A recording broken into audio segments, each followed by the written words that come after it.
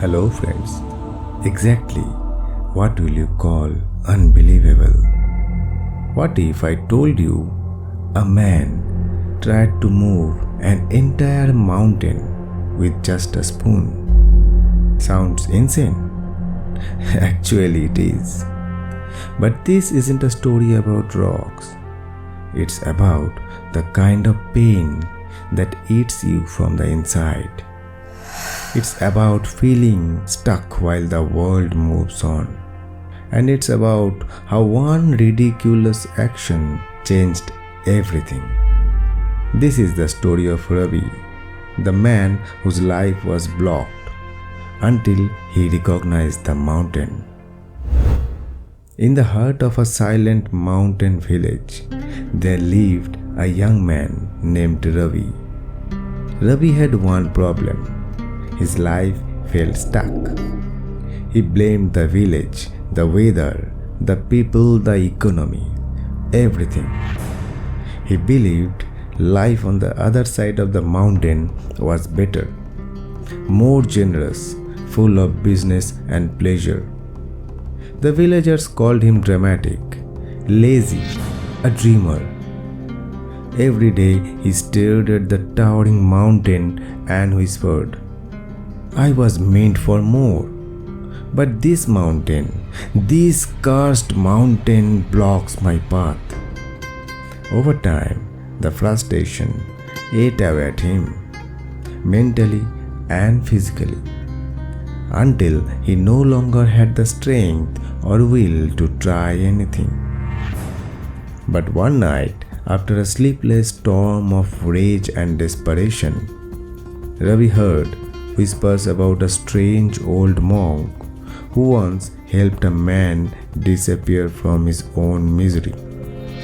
With nothing left to lose, Ravi wandered into the forest and found the monk meditating under an old banyan tree. Please, Ravi begged.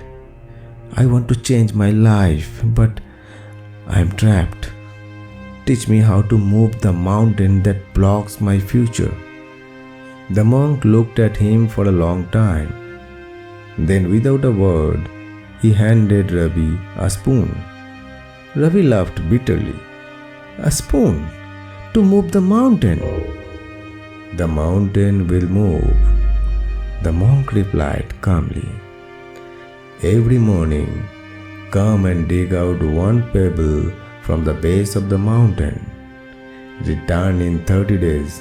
But if you miss even one morning, the path will vanish. Reluctantly, Ravi began.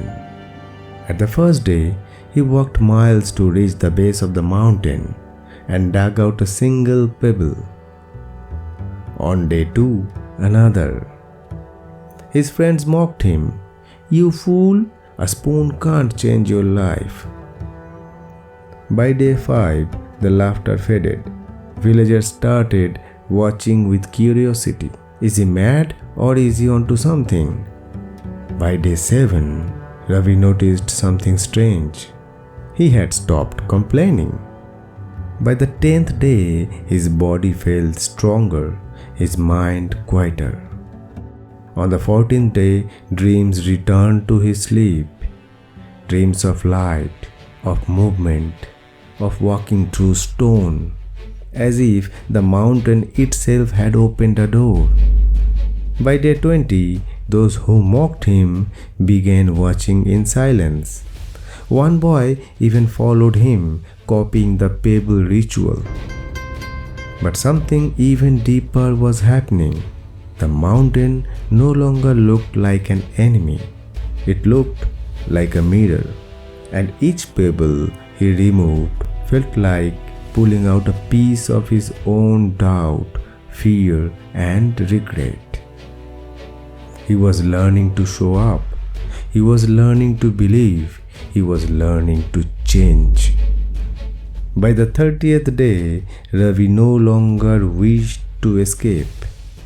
He didn't need the mountain to move because something far greater had moved within him. He had become tough like the mountain and free like the wind above it. He returned to the monk with the spoon and said, "The mountain hasn't moved, but something in me has."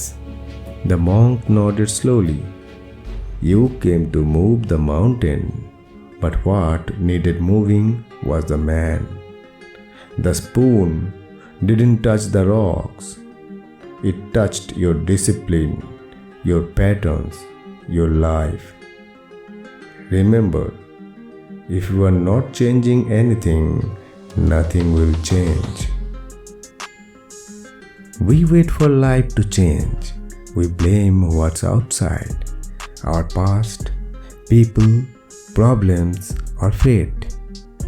But real transformation begins the moment you take one small step with full intention. Because when you change your actions, you don't just change your life, you change who you are.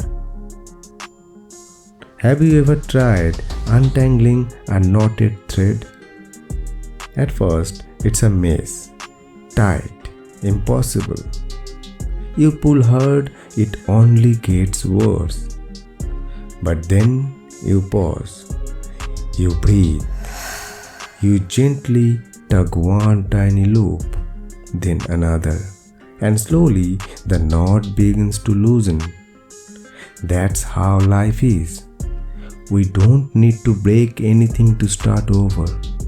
Sometimes we just need to start small and keep showing up patiently, consistently, with faith. That's how Ravi moved his mountain, not with force, but with small act of courage, repeated. And in the end, the knot that loosened was his own mind.